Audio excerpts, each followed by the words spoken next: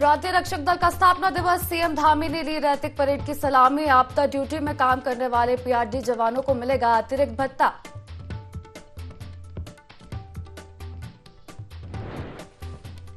BJP ने लोकसभा चुनाव की तैयारी की शुरू। आज देहरादून में अनुसूचित जाति का होगा सम्मेलन। सीएम पुष्कर सिंह धामी भी होंगे शामिल।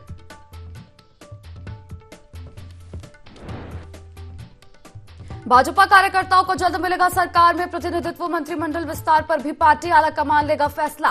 धामी कैबिनेट में 4 स्थान हैं खाली।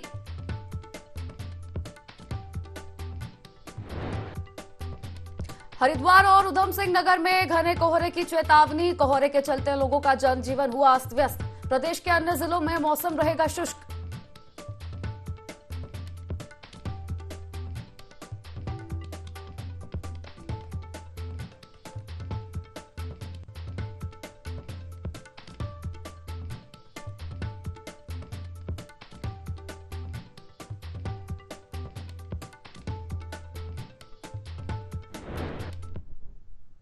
नमस्कार, देवभूमि लाइव में आप सभी का बहुत स्वागत है और मैं हूं आपके साथ तिशा। अब हेडलाइंस के बाद सीधे खबरों का रुख करेंगे। बड़ी खबर आपको देहरादून से बता रहे, जब प्रांतीय रक्षक दल का आज स्थापना दिवस है और सीएम धामी ने परेड की सलामी ली, तो देहरादून से सीधा रुख कर लेते हैं सीएम पुष्कर सिंह धामी का। लोकप्रिय विधायक आदरणीय उमेश शर्मा काऊ जी, विशेष प्रमुख सचिव खेल एवं युवा कल्याण श्री अमित सिन्हा जी, निदेशक युवा कल्याण श्री जितेंद्र कुमार सोनकर जी, अपर निदेशक युवा कल्याण आरसी डिमरी जी, श्री अजय अग्रवाल जी, संयुक्त निदेशक युवा कल्याण, एवं आज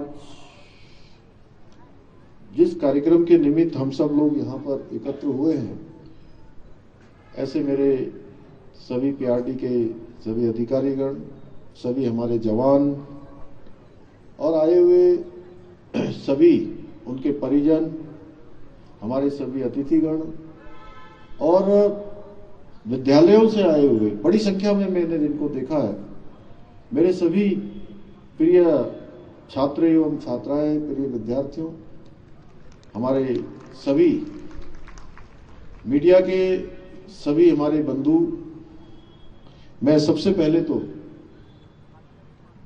आप सभी को आज प्रांतीय रक्षक दल पीआरडी के स्थापना दिवस की बहुत शुभकामनाएं देता हूं, बहुत बधाई देता हूं। गत वर्ष भी मुझे आप सबके कार्यक्रम में सम्मिलित होना था, लेकिन किसी एक अन्य कार्यक्रम में आवश्यक रूप से जाने के कारण से मैं आप सबके बीच में नहीं आ पाया था और मन में बहुत इच्छा थी इस वर्ष मैं आप सबके बीच में आ पाया। इस शुभ अवसर मुझे मिला, मैं अपना सौभाग्य समझता हूं कि इतना सुंदर कार्यक्रम, इतनी सुंदर रैतिक परेड आप सबके द्वारा यहाँ पर की गई है। युवा कल्याण एवं प्रांतीय रक्षक दल के हमारे समर्पित स्वयंसेवकों को निश्चित रूप से देखना, उनके बीच में आना, उनका सम्मान करना, मैं स्वयं का मतलब अपने आप में मैं सोचता हूं कि आप सबका सम्मान करना स्वयं का सम्मान से भी बढ़कर है। आपकी परेड बहुत ही शानदार थी।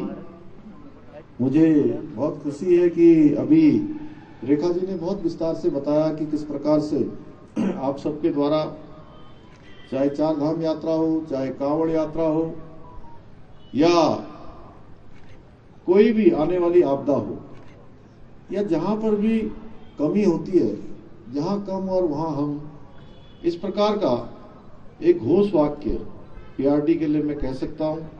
और मैंने पिछले दिनों सिलक्यारा टनल रेस्क्यू के दौरान भी अपने पीआरडी जवानों की वहां पर उपस्थिति देखी और आप सब स्वयंसेवक अपनी निरंतर सेवा, समर्पण भाव से समाज में एक सकारात्मक जो परिवर्तन लाना है, उत्तराखंड को आगे बढ़ाना है और अनेकों क्षेत्रों में जो हमारी आज एक इमेज बन रही है, उस इमेज में आप सबका भी बहुत बड़ा योगदान है।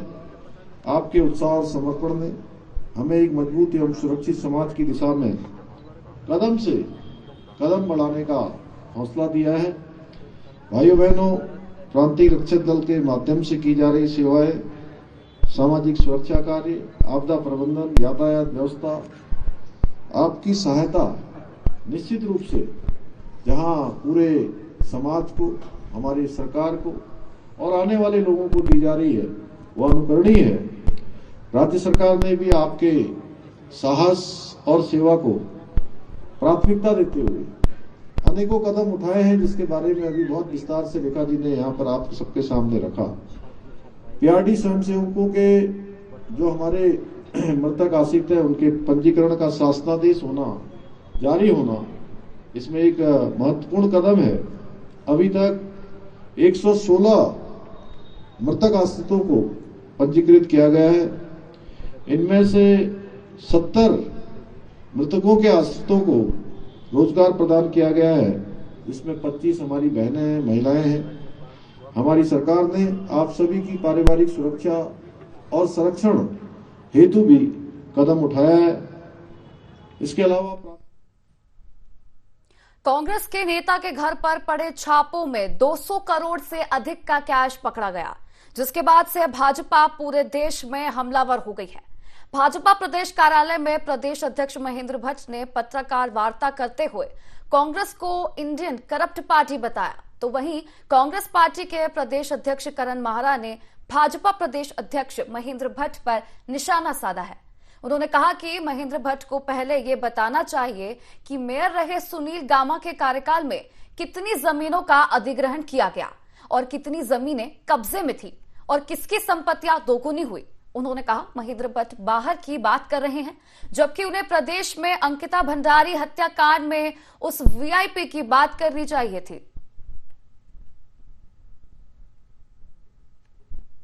गामा जी के लिए जो मैंने प्रेस की थी, उन पर आ जाए, कितनी जमीनों का अधिग्रहण हुआ, कितनी जमीनें कब्जे में गई, कितने की संपत्ति बढ़ी, इस पर आ जाए। ये तो बाहर की बात है, मैं तो घर की बात कर रहा हूँ। इसकी बात करें, वो अंकिता के वीआईपी की बात बताएं, वो कौन था? भ्रष्ट हम है कि आप है? आप बताएं, अंकिता भंडारी मर्डर केस में आपके मंत्री का पुत्र ही क्यों? आप बताएं कि SSC भर्ती घोटाले में हाकम सिंह आपका ही क्यों? आप बताएं कि पटवारी लीक में आपके बंगलौर का मंडल अध्यक्ष ही क्यों? तो ये तो बीजेपी को बताना चाहिए, कांग्रेस से पूछा। और जिस विधायक की ये बात करे, उसने जवाब दे दिया है वो पैसा कहाँ से आया मेरे। लेकिन गामा जी वाले प्रश्न पर उत्तर दे दें महेंद्र भट्ट जी, मुझे अंकिता भंडारी केस में वीआईपी वाले में बता दें। देहरादून के टाउन हॉल में जन संगठनों की ओर से सर्वदलीय बैठक बुलाई गई। इसमें समाजवादी पार्टी के राष्ट्रीय सचिव डॉक्टर सत्यनारायण सचान, भारतीय कम्युनिस्ट पार्टी के राज्य सचिव समर भंडारी, भाजपा माले के राज्य सचिव कामरेड इंद्रेश मिखेरी, कांग्रेस पार्टी के ओर से प्रदेश प्रवक्ता गरिमा दसौनी समेत तमाम सामाजिक संगठनों के जनप्रतिनिधियों ने भाग लिया। प्रतिनिधियों ने वर्तमान राजनीतिक और सामाजिक परिदृश्य पर व्यापक चर्चा की। अब इस दौरान संविधान के विपरीत किए जाने वाले किसी भी कार्य पर कठोर कार्रवाई, सच्चे लोकतंत्र की स्थापना, चुनाव प्रणाली में सुधार के लिए कानून बनाने जैसे कई बिंदुओं पर आधारित उत्तराखंड की जनता का घोषणा पत्र 2023 जारी किया गया।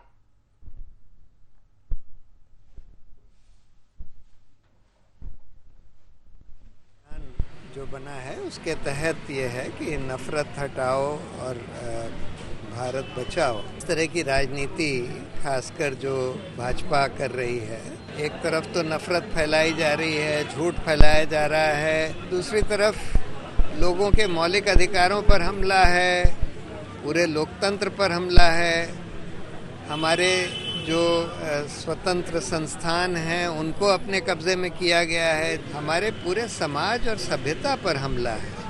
तो इसलिए इससे लड़ने के लिए हमको पूरे सिविल सोसाइटी को जागरूक करना पड़ेगा, सिविल सोसाइटी को उठकर इसके खिलाफ लड़ना पड़ेगा। ये जो नफरत की जगह हम लोगों को प्यार फैलाना है, झूठ की जगह हमको सच फैलाना है, इनकी ट्रोल आर्मी की जगह हमको अपनी ट्रुथ आर्मी बनानी है। हरिद्वार के नवोदय नगर में कुष्ठ आश्रम बनाने के विरोध में स्थानीय लोगों का लगातार प्रदर्शन जारी है। गुस्साई भीड़ ने प्रदर्शन से निर्माण कार्य को भी रुकवा दिया है। हालांकि इस दौरान सुरक्षा को देखते हुए मौके पर भारी पुलिस बल तैनात है। लोगों का कहना है कि बिना उनसे पूछे नवोदय नगर में कुष्ठ आश्रम बनाया जा रहा है। कुष्ठ आश्रम रोकने को लेकर वो कई बार शासन प्रशासन से गुहार लगा चुके हैं, लेकिन कहीं कोई सुनवाई नहीं हो रही। यदि यहां से कुष्ठ आश्रम का निर्माण कार्य नहीं रोका गया तो वो किसी भी राजनीतिक दल को वोट नहीं देंगे।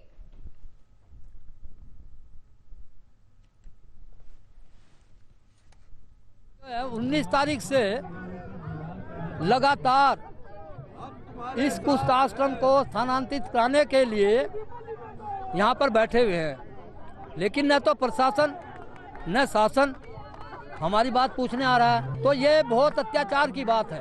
हमारा कहना यह है कि इसको घनी आबादी से हटा करके इसको एकांत जगह में स्वच्छ वातावरण में बना दिया जाए। क्यों ये शासन प्रशासन ऐसा हमारे साथ कर रहे हैं? हमने ऐसा क्या बिगाड़ा है? यहाँ पे भी सारे लोग अच्छे ही रहते हैं, बच्चे भी रहते हैं, अच्छे अच्छे स्कूल हैं, अच्छे लोग रह रहे हैं। इतनी हरिद्वार में जगह है, यही जगह क्यों चुनी गई? न पब्लिक से पूछा, न किसी और से पूछा, अपनी मर्जी से ही मतलब बनाना शुरू कर दिया। मुख्यमंत्री के पास गए, उन्होंने लेटर लिख के दिया, क्यों नहीं उनकी बात में सुनवाई हुई? क्या उनकी कोई वैल्यू नहीं है मुख्यमंत्री के यहाँ की? और शासन प्रशासन जो भी विधायक होंगे, जो हमारे लिए अच्छा कार्य करेंगे ना, उन्हीं को हम वोट देंगे। सारा नवोदय नगर बहिष्कार करता है उन लोगों का, कोई वोट नहीं देगा। इन दिनों लोहाघाट क्षेत्र में प्राइवेट वाहनों के जरिए सवारियों को ढोने का धंधा खूब चल रहा है, जिसकी वजह से संचालकों को काफी चपत लग रही है और टैक्सी संचालकों में काफी आक्रोश है। अब इस मामले पर गुमदेश टैक्सी यूनियन के अध्यक्ष मदन सिंह धोनी और टैक्सी संचालकों ने प्राइवेट वाहनों से सवारियां ढोने वालों पर कार्रवाई की मांग की है और उनका आरोप है कि लोहाघाट से पुल्ला, पंचेसर, चमदेवल और रोसाल क्षेत्र में प्राइवेट वाहन वाले लोग सवारियों को चोरी छुपे अपना रिश्तेदार बताकर कम किराया लेकर ढो रहे हैं, जिसमें ज्यादातर लोग नौकरी करने वाले शामिल हैं, जिससे क्षेत्र में चलने वाले टैक्सी संचालकों को सवारियां नहीं मिल रही और टैक्सी संचालकों को आर्थिक नुकसान झेलना पड़ रहा है। अब इस मामले में शिकायत दर्ज करके पुलिस ने कई लोगों के चालान काटे हैं और साथ ही आगे की कार्रवाई शुरू कर दी है।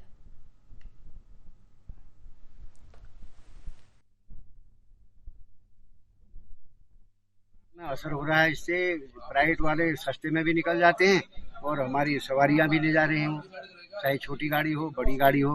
मैक्स प्राइवेट मैक्स भी हैं, बोलेरो भी हैं, अल्टो भी हैं, जिनमें प्राइवेट में सवारियां ढोई जा रही। नाम तो अभी बता नहीं पाएंगे हम, अब इसमें कुछ प्रशासन अगर हमारी मदद करे तो उसके बाद हम मिलजुल करके काम कर सकते। दिया गया है, वो कह रहे हैं कि हम उचित कार्रवाई इसमें हम तुरंत करें। हरिद्वार में दिगंबर अखाड़े से जुड़े एक संत संदिग्ध परिस्थितियों में लापता हो गए हैं। आपको बता दें कि बैरागी कैंप के अखाड़े में 10 दिसंबर से एक बड़ी भागवत कथा का आयोजन होना था, जिसकी जिम्मेदारी 80 वर्षीय स्वामी पवित्र दास देख रहे थे, जो 5 दिसंबर को अखाड़े से कहीं जाने के लिए निकले और अभी तक वापस नहीं लौटे, जिसके बाद उनके शिष्यों ने कनखल थाने में संत की गुमशुदगी रिपोर्ट दर्ज करवाई। रिपोर्ट दर्ज होने के बाद पुलिस हरकत में आ गई है और लापता संत की तलाश की जा रही है। साथ ही उनकी कॉल डिटेल भी खंगाली जा रही है। हालांकि अभी तक लापता संत के बारे में कोई भी जानकारी नहीं मिल पाई है। इस मामले में एसपी सिटी स्वतंत्र कुमार ने बताया कि मामले की जांच की जा रही है और जल्द ही लापता संत को खोज लिया जाएगा।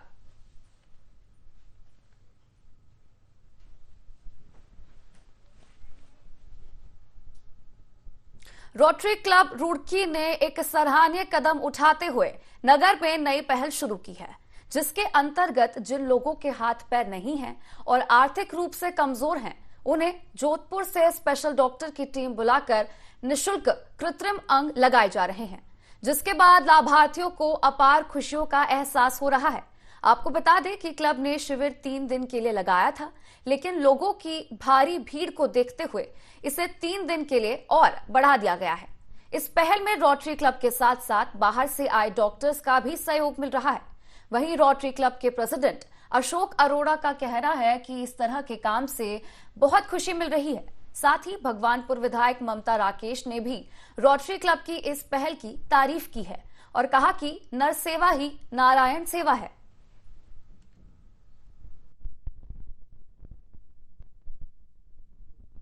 बड़े हर्ष से एक चीज़ बताता हूँ कि 3 दिन का शिविर अब 6 दिन का हो गया, क्योंकि हमारे पे विकलांग लोगों की इतनी तादाद बढ़ गई थी कि हमें संभालना भारी होता। कल भी हमने 24 लोगों को अंग लगाकर भेजा, जिनके 2-2 हाथ या 2 पैर कटे हुए थे उनको भी।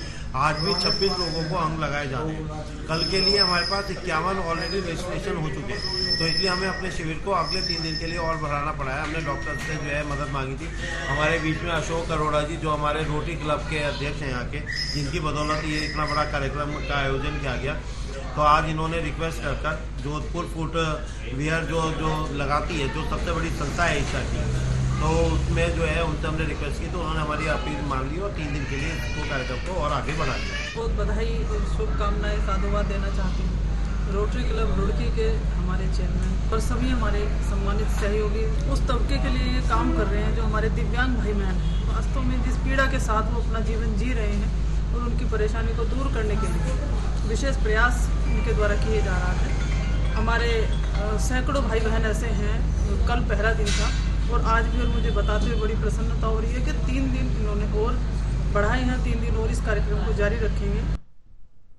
खबर लक्सर से है, जहां सोशल मीडिया पर तथाकथित आपत्तिजनक वीडियो पिछले दिनों से लगातार वायरल हो रहा है, जो खानपुर विधायक उमेश कुमार का बताया जा रहा है। वायरल तथाकथित वीडियो को लेकर अल्पसंख्यक लोगों में भी रोष लगातार देखने को मिल रहा है, जिसके चलते लंढौरा कस्बे में अल्पसंख्यक लोगों ने नारेबाजी करते हुए पुतला दहन किया और विधायक पद से इस्तीफा देने की मांग भी की।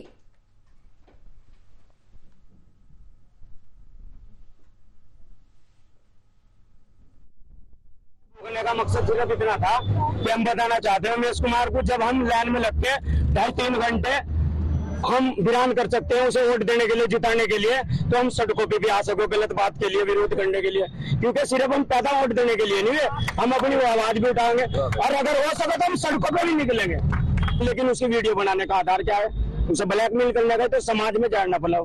वोट तो हमने भी इनको दिया था, लेकिन जो बोलते थे हमारे चैंपियन साहब ये बलात्कार ये वे, तो हम उस टाइम समझ नहीं पाए, मगर भाई चलो चुनाव लड़ रहे ऐसा होता है। तो ये जो पुतला फूका है, समझ जो बनाए उसका कोई दिक्कत नहीं, लेकिन जो ये वीडियो बनी ये गलत बनी, क्योंकि इज्जत सबकी होती है। कि ये बोलते थे ना कि एक सबूत दिखाइए हम इस्तीफा दे देंगे, सबूत क्या है? तो पूरी फिल्म बना दी आपने। जिले में कई दिनों से लगातार चोरी की वारदात बढ़ती जा रही है, जिसको देखते हुए पुलिस ने चेकिंग अभियान चलाया, जिसके तहत पुलिस ने एक आरोपी को गिरफ्तार भी किया है और उसके पास से 4 बाइक भी बरामद की, साथ ही उसे न्यायालय में पेश किया। इस दौरान कोतवाल आशुतोष सिंह ने बताया कि जशपुर कोतावली क्षेत्र में नवंबर और दिसंबर के माह में वाहन चोरी की घटनाएं हुई थी, जिसके लिए टीमों का गठन किया गया था, जिसमें आरोपी को गिरफ्तार किया गया है।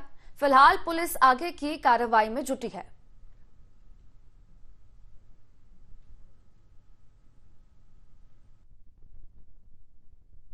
कोतवाली में नवंबर माह और दिसंबर माह में वाहन चोरी, स्पेशली मोटरसाइकिल की घटना हुई थी, तो एक वाहन चोर को गिरफ्तार किया गया, जिसके कब्जे से हमारे क्षेत्र में चोरी गई एक बाइक बरामद हुई।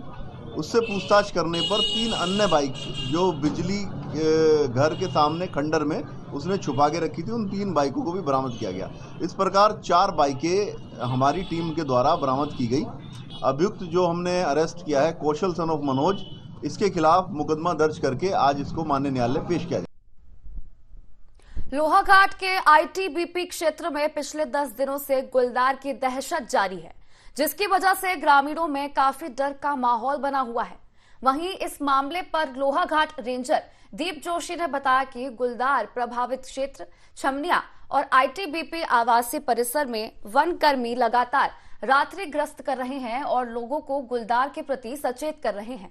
रेंजर ने आगे बताया कि गुलदार की हरकत पर नजर रखने के लिए विभाग ने अलग अलग जगह 3 ट्रैप कैमरे लगाए हैं, लेकिन अभी तक ट्रैप कैमरे में गुलदार की कोई हलचल कैद नहीं हो पाई और वन कर्मियों द्वारा गश्त के दौरान पटाखों के धमाके किए जा रहे हैं। वहीं वन विभाग की एसडीओ नेहा चौधरी और रेंजर जोशी भी रात्रि गश्त कर वन कर्मियों को उचित निर्देश दिए गए हैं।